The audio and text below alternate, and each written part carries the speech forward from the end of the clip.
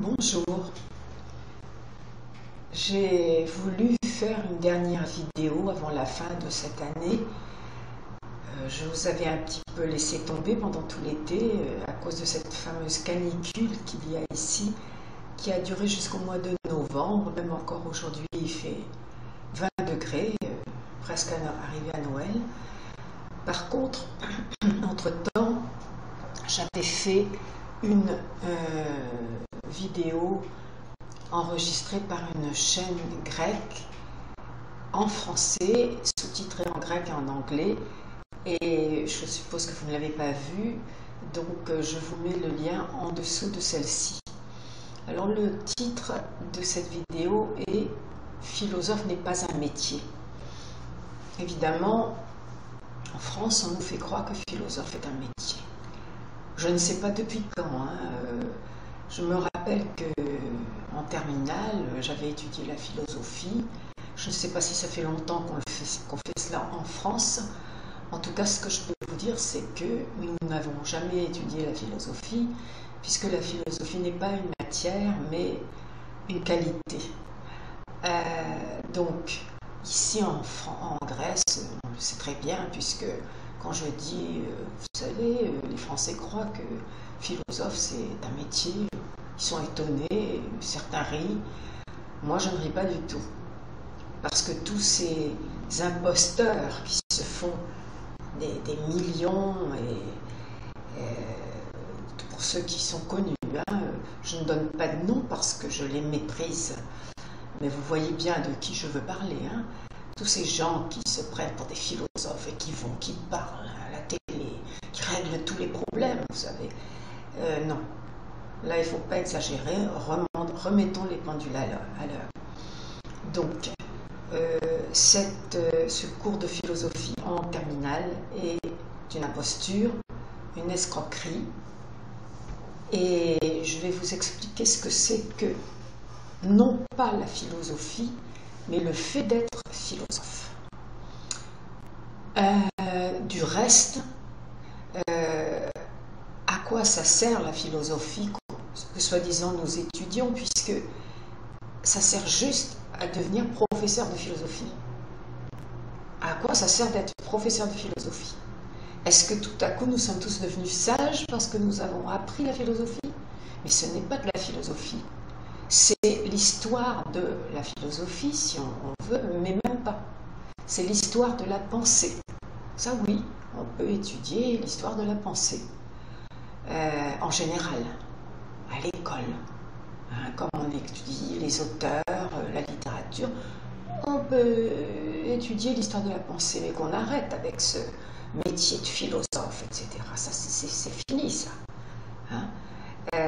C'est à nous ici de corriger cela, ici, nous qui sommes en Grèce. Alors, donc, je vais commencer par le début, c'est-à-dire, ici, en Grèce, nous avons le début de la littérature européenne qui se trouve chez Homère, notamment dans l'Iliade et l'Odyssée. Au siècle suivant, c'est-à-dire l'Iliade et l'Odyssée, c'est le 8e siècle avant notre ère. Je ne répéterai pas avant notre ère à chaque fois, ça va de soi. C'est le 8e siècle. Au 7e siècle, nous avons les 7 sages de l'Antiquité, dont les plus connus sont Solon ou Thalès, par exemple. Ils sont au nombre de 7. Nous y reviendrons dans une autre vidéo. Ils se trouvent également dans mon livre « La Grèce, berceau de l'humanité », tout y est expliqué. Ils sont l'auteur, ces 7 sages, des 147 commandements delphiques qui étaient gravés au fronton du temple d'Apollon à Delphes à cette époque-là, au 7e siècle, et que les Juifs et les chrétiens ont volé, parce que ce n'est pas simplement copié, ils les ont volés, ils ont dit que c'était à eux, que c'était leur commandement, c'était eux qui avaient inventé tout cela. Or, ils n'avaient qu'à prendre ce qui était écrit au ponton, et pas seulement à Delphes, un peu partout en Moyen-Orient. On retrouve des traces, des pierres gravées avec des morceaux de marbre gravés, des colonnes avec ces commandements. Le plus connu de ces commandements est peut-être « tu ne tueras point ». Ce ne sont pas les juifs ou les chrétiens qui ont inventé ça, ce sont les grecs. Donc, qu'est-ce que c'était que ces commandements? Ils s'adressaient aux hommes, à l'homme avec un grand H qui se dit anthropos. Anthropos, à cette époque-là, aujourd'hui, dans le langage courant, l'être humain, pour qu'il apprenne à se conduire comme tel. C'est-à-dire, c'était des commandements pour la postérité, pour nous, pour l'humanité, pour que nous apprenions à nous conduire en tant qu'être humain, être responsables les uns des autres de notre descendance, de notre postérité. Donc, l'un de ces 147 commandements était philosophos geinou en grec ancien, qui veut dire deviens philosophe, c'est-à-dire deviens ami de la sagesse. Les seuls ayant le titre, ayant le droit au titre de sage, sont les 7 sages de l'Antiquité. Ceux qui sont arrivés ensuite étaient leurs disciples, des philosophes qui avaient suivi leurs conseils. Donc, il y avait des milliers et des milliers de philosophes en Grèce ancienne, des milliers. Chacun avait son école. Alors, je vous cite par exemple Aristote et le lycée, c'était son école. Mais il y avait aussi à Alexandrie, on avait ouvert un centre de recherche culturelle où il y avait cette fameuse bibliothèque d'Alexandrie, détruite et ensuite dont les Romains chrétiens ont pris tous les ouvrages, les milliers d'ouvrages, et les ont entreposés. Aujourd'hui se trouve au Vatican. Alors, évidemment, on n'a pas retrouvé la totalité de toute cette littérature, parce que c'est de la littérature, hein. On n'appelle pas ça philosophie, ça ne veut rien dire. Littérature grecque ancienne. Helliniki archea grammatia, ça se dit. On ne l'a pas toute retrouvée, on en a retrouvé peut-être même qu'une petite partie, hein, parce que c'était foisonnant. Ça s'est étalé sur des siècles. Alors, à l'époque, pour que les gens, les êtres humains, se conduisent en êtres humains, il y avait certains, on dirait aujourd'hui, certains leaders, certains meneurs de la pensée, dont les plus connus sont les Aristote, Platon, Euripide, Sophocle, je ne sais qui, de Parménide, Pythagore, Diogène, Socrate. Alors, Pythagore, Diogène et Socrate n'ont jamais rien écrit. Ceux qui écrivaient étaient leurs élèves, leurs disciples. Donc, ils étaient extrêmement nombreux. Pourquoi? Pourquoi en Grèce et pas ailleurs? Simplement parce que le véhicule de notre pensée est notre langue. Les animaux ne pensent pas, hein? Donc ils ne peuvent pas être philosophes, sages. Ils marchent à l'instinct. Mais comme nous pensons, eh bien, la langue qui est le véhicule de notre pensée, la langue la plus logique en Europe, des langues européennes et la langue primordiale qui est la langue grecque. Ça, j'en ai déjà parlé dans mes vidéos précédentes, que la langue primordiale en Europe est la langue grecque, la première, celle des premiers hommes ayant vécu en Europe et sur Terre. Elle a mis des millions d'années, évidemment, à arriver à ce qu'elle était il y a 3000 ans, mais c'était la première langue. Donc, cette langue est logique. Alors, évidemment qu'il y avait des milliers de philosophes.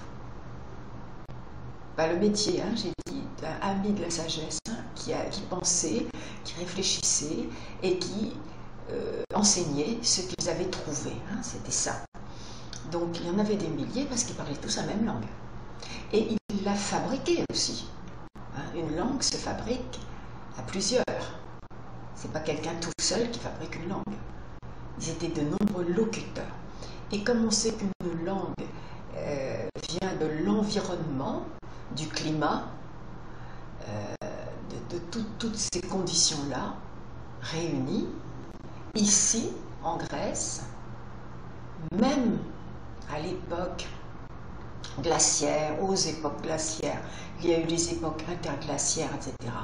Même si le climat était rigoureux, la position par rapport au soleil, la position de ce territoire de Grèce, étendu à l'époque, plus étendu que maintenant, sur une partie de l'Asie aussi, était favorable au bon fonctionnement d'un esprit et d'une langue, puisque cette langue pouvait décrire toutes les situations données, grâce à ce climat favorable, à ce créateur de vie qui est le soleil et auquel on avait donné le nom d'Apollon. Apollon il est toujours le dieu de la vie, de la lumière et du soleil. Donc grâce à cela, on a fabriqué une langue extraordinaire qui est un enchantement, qui est la langue hellénique. Donc automatiquement, toute cette émulation a créé de nombreux philosophes qui se sont étalés sur des siècles et des siècles, jusqu'à ce que les Romains christianisent, exterminent d'abord, bien sûr, exterminent un maximum de la population grecque, qu'ils détruisent un maximum de leurs temples, qu'ils interdisent sous peine de mort de prononcer le mot de Hélène, Héline, et qu'ils obligent tout le monde, tous les gens d'ici, à embrasser la religion chrétienne. Alors au début, ça a été probablement un peu difficile, et ils avaient toujours au fond d'eux, à l'intérieur ici, ils avaient cette belle langue qui était la langue des philosophes. Et puis petit à petit, au lieu qu'ils aient les bras levés vers Apollon, comme quand ils ont imploré Apollon, eh bien ils ont dû baisser la tête devant ce Dieu tout-puissant qui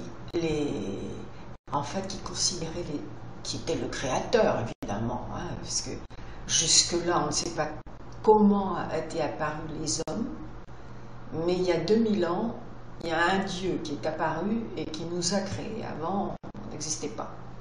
Tout ça est vraiment très très compliqué. Je ne sais pas comment il existe encore des gens à croire à ces bêtises, mais toujours est-il qu'ici, il y a 17 siècles, le premier était Théodose Ier, empereur romain, qui a instauré ici le christianisme d'une façon violente, avec des massacres de masse des Hellènes, etc. Aujourd'hui, tout cela est très loin. Ce dont je vous parle est très loin. Ils connaissent les Grecs ici connaissent uniquement les 147 commandements, et pas tous. Ils connaissent le nom de leurs soi-disant ancêtres, mais ils sont tellement christianisés, les orthodoxes, qu'ils passent leur vie à implorer ce Dieu chrétien. Ils se signent, tous les 300-400 mètres, vous avez une église, ils se signent devant. Et ils sont créationnistes. Donc, la pensée philosophique n'existe plus chez les Grecs. C'est fini. Il n'y a que les anciens. Les anciens, il y en a un paquet. L'éditeur qui a édité mon premier livre en 2013, les éditions Cactos, a édité la très longue série Les Hélènes, Iélines. Il y a déjà 800 tomes, et ça continue. Donc 800 tomes des philosophes anciens. Philosophie et science, tout ça va ensemble. On ne séparait pas à l'époque la science, les mathématiques, etc., puisque c'était la même chose. C'était la recherche de la sagesse et de la connaissance qui pouvait élever l'être humain au lieu de le laisser dans sa petite vie, son petit quotidien terre à terre. On voulait l'élever, lui donner du panache. Mais la sagesse n'était pas donnée à tout le monde. Pour cela, il fallait quand même bien connaître cette langue, bien l'étudier, bien écouter aussi les précepteurs, les maîtres. Alors tout ça, c'était un bouillonnement ici de culture, mais ce n'était pas une matière qu'on étudie à l'école. Enfin, figurez-vous que ici, on ne parlait que le grec. La France n'existait pas, la langue française non plus. Ni par exemple l'Allemagne, l'Angleterre, tout ça, ça n'existait pas. Donc, est-ce qu'ils auraient fait quelque chose, une matière, la philosophie, pour que plus tard, dans des siècles et des siècles, il y ait des nouveaux pays qui parlent des nouvelles langues et qui disent, ah ben voilà, donc, réfléchissons, remettons les choses à plat. Donc, philosophe n'a jamais été un métier. C'est une escroquerie. Par contre, ils se font de l'argent sur votre dos. Alors, même tous ces types qui paraissent être assez lanceurs d'alerte, comme on dit aujourd'hui, et qui disent « je suis philosophe », non, ils ne sont pas philosophes. N'achetez pas leurs livres, ne les écoutez pas. Ce que vous devez faire, si vous avez envie d'apprendre, de lire toute la littérature grecque ancienne dont je viens de vous parler, se trouve traduite en français dans toutes les librairies de France. Vous avez le banquet de Platon qui en fait a été traduit de façon tout à fait erronée, puisque en grec, cela se dit symposium. C'est un symposium. Alors pourquoi on a transformé le véritable mot grec symposium, qui existe en français, qui se dit symposium, par un mot tout à fait nouveau qui se dit banquet. Pourquoi, je ne sais pas. Alors c'est le symposium de Platon. Ça, c'est un exemple. Et qu'est-ce que ça veut dire, symposium? Ça veut dire boire ensemble. Sym, avec un Y, ensemble. Potion, c'est une forme du verbe boire. Boire ensemble, tout simplement. Du vin, bien entendu, à l'époque. Pas du Coca-Cola. Donc, vous avez le symposium, vous le trouverez sous le nom de banquet, bien sûr. La République de Platon non plus, ça n'existe pas. On ne peut pas traduire un mot grec par un mot latin, de res publica. C'est complètement dément, des choses pareilles. ce n'est pas la République. Il n'y a jamais eu de République en Grèce. C'est la politia. Politia, c'est le titre de l'œuvre de Platon. Vous le trouverez sous la forme de République, je ne peux rien y faire. Mais vous saurez que ça se dit politia. Politia, c'est le mot d'où vient le mot politique. Ce sera un autre sujet, parce que la politique, ce n'est pas non plus ce qu'on vous raconte, ce n'est pas du tout ça. Donc, en ce qui concerne les philosophes, moi je vous donne le conseil vraiment d'aller dans n'importe, maintenant que Noël arrive, si vous avez envie un petit peu de laisser tomber cette télévision, les grèves, les manifestations, les problèmes, les retraites, toutes ces choses, de toute façon, ces gens-là, ils ont le pouvoir. Pour le moment, nous ne pouvons rien contre eux. Par contre, si chacun essaye un petit peu de s'instruire par lui-même, d'apprendre par lui-même, ce qu'il faut faire pour se conduire véritablement en homme, en être humain, en anthropos. Comment être responsable d'une famille? On ne peut pas faire une famille n'importe comment, ce n'est pas une famille. Je fais un enfant, je te quitte, ça ce n'est pas non plus une famille. Tout se trouve dans les livres de littérature grecque. Je vais vous en donner, si vous voulez, sous la vidéo, je vais vous mettre quelques noms, quelques liens, et vous pourrez les acheter. Il y en a un que je conseille fortement, c'est Xénophon. Xénophon est le père de l'économie domestique. Lui, c'est un peu un de mes mentors. Pas un peu, beaucoup même. C'est l'un de mes mentors, j'en ai plusieurs. Xénophon. Alors, tous ces gens-là étaient ici, sur notre territoire où nous vivons actuellement, je vis, les véritables philosophes. Et le mot de philosophie ne peut se dire qu'en grec. Philos, c'est ami, mais plus que ça. Quelque chose qu'on ne comprend que quand on parle grec. On ne peut pas traduire. C'est pas possible. Ils n'ont pas créé cette langue, inventé cette langue, élaboré cette langue ensemble pour que ce soit traduit plus tard.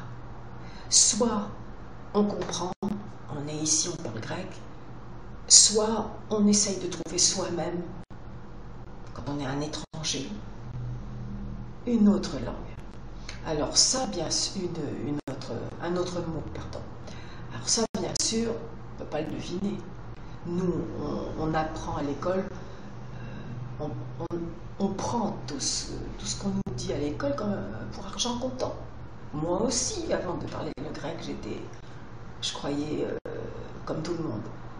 Mais un jour, il faut quand même qu'on se réveille. Parce qu'on nous roule dans la farine à tout point de vue. Si, imaginez qu'un jour, nous puissions tous réfléchir comme les philosophes ici, réfléchir et savoir, comprendre, grâce à eux, grâce à leurs livres, à mes modestes vidéos aussi, que nous puissions se dire, mais moi, jusqu'à présent, ce que je faisais, ce n'était pas juste, c'est pas ça qu'il faut que je fasse, je dois faire ça. Vous n'aurez plus besoin ni des partis politiques, ni de ces gens qui se prennent pour des politiques, ni de quoi que ce soit. Vous verrez que vous saurez mener votre vie ensemble, mais pas seul. On doit être plusieurs. Parce qu'ils ont toujours été en équipe ici. C'était un travail d'équipe, la langue. Les groupements d'habitation, que l'on appelle synésisme, c'était un travail d'équipe. On était ensemble. Personne n'existe individuellement. Parce que personne n'est hermaphrodite. Je l'ai déjà dit ça. Donc, essayez donc de trouver des amis. Ce n'est pas facile à l'époque actuelle. On a réussi à nous individualiser, à nous séparer. Où certains croient tout savoir. Alors, ils ne nous écoutent pas, ils savent tout. Mais tout de même, les jeunes, moi j'ai confiance en les jeunes. Ma génération, à moi, des vieux cons, ça c'est... Moi, je suis une baby boomer, comme on dit. Je connais personne de mon âge qui pense comme moi. Ça n'existe pas. Hein. Ce sont eux qui nous ont amenés là où nous en sommes. Les jeunes, par contre, j'ai confiance. J'ai espoir. Alors, donc, essayez de savoir trouver ces livres qui ne coûtent pas cher du reste. Hein. Tous ces livres extraordinaires, ils valent 3 francs 6 sous. Achetez, je vais vous mettre des liens sous ma vidéo et ce sera la dernière vidéo que je ferai pour cette année. À partir de l'année prochaine, je continuerai avec la langue, hein, comme j'avais fait certaines vidéos pour expliquer la langue grecque, donner de véritables étymologies. Et là, je vais vous souhaiter non pas de bonnes fêtes de Noël, je vais vous expliquer encore quelque chose pour Noël. La langue française est la seule en Europe à ne pas faire référence au Christ, à la naissance du Christ, en parlant de Noël. Ici, en grec, ça se dit Christouiena, en grec religieux, parce que avant, il y a 17 siècles, avant que les Romains n'imposent ici le christianisme, les Hellènes, ils étaient comme les Celtes ou comme les Européens autochtones, polythéistes, avec des traditions toutes fondées sur la nature, bien sûr. Alors, les Gaulois qui n'ont pas laissé d'écrit, mais qui parlaient un dialecte du grec ancien. Quand ils parlaient, c'était un dialecte du grec ancien. Et du reste, on ne connaît les Gaulois que par l'écriture des Grecs. Si les Romains ont parlé des Gaulois, c'est parce que le latin vient du grec. Donc tout est parti d'ici. Alors, en gaulois, Noël signifiait venez de. C'est pour ça qu'il y a un tréma sur le E, parce que ça vient de Néo-El, en gaulois. Néo-Ilio, qui veut dire nouveau soleil, en grec, ancien et moderne. Néo-Ilio. C'est le solstice d'hiver, le nouveau soleil, tout simplement. Et à l'époque, les Gaulois fêtaient le solstice d'hiver. Dans le voisinage, on ne peut pas parler de quartier, mais enfin, entre eux, comme ça, dans les groupements d'habitation, ils allumaient des feux, ils décoraient, ils faisaient des cadeaux aux enfants, ils dansaient, ils chantaient, parce que c'était le nouveau soleil. C'était le solstice, ils fêtaient le solstice d'hiver. Les Grecs, pareil. Du reste, tous mes amis ici, je n'ai aucun ami chrétien, hein, parmi tous mes amis qui sont des auteurs, des penseurs, des scientifiques, des professeurs, aucun d'entre eux n'est chrétien. Ils sont tous hellènes et ils essaient justement de remettre au goût du jour l'hellénisme, hein, réhellénisé. Ils sont nombreux hein, maintenant en Grèce. Je crois que ça atteint le million, c'est pas mal quand même, hein, par rapport à ce lavage de cerveau qui a duré 17 siècles, c'est pas mal. Il y en a suffisamment qui sont encore lobotomisés comme ça. Donc eux, ils fêtent le solstice d'hiver en s'habillant avec les toges, là, tout ça, et ils vont dans la nature. D'autres qui ne peuvent pas aller dans la nature, malheureusement, ils le font dans des appartements ici, mais avec un hôtel, et tout est prêt. Et ils disent les prières en grec ancien. J'ai déjà participé, je vous assure que c'est transcendant. Alors, je vous souhaite à tous un bon solstice d'hiver. Ce sera le dernier de cette décennie et je vous retrouve l'année prochaine. Je vous embrasse tous amicalement.